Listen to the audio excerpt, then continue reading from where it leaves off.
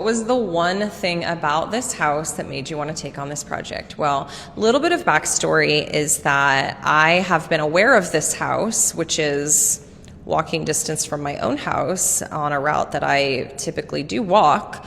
I've known about this for a couple years. I've been intrigued by this property that you can barely see from the road, and I've kind of quietly tried to pursue this house for a while. And I knew it was vacant. I knew that the people who owned it wanted to tear it down and build a new house here, which to me was a little bit devastating, because while there are repairs that need to happen here and while there are cosmetic renovations that this house could benefit from, I do not view anything about this as a teardown at all. So I would say the house itself made me want to save this house and get it into good hands with someone who knows how to treat it appropriately.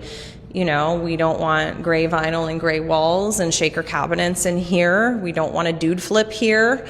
We want something that is appropriate to what this house is. And mid-century modern is by far my favorite style to work with. And sometimes I just feel like it was meant for me to take it on.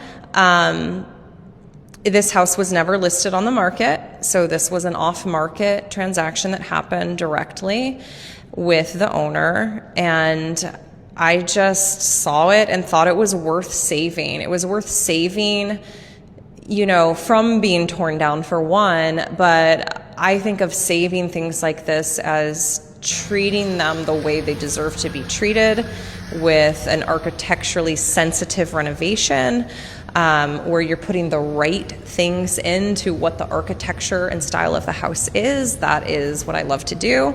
And one other thing about me is that I will torture myself doing it, even if it means, you know, flipping and not making a huge profit in the end. Sometimes I just feel like it's worth it to me, because I do care about it and I love houses and I like to do it.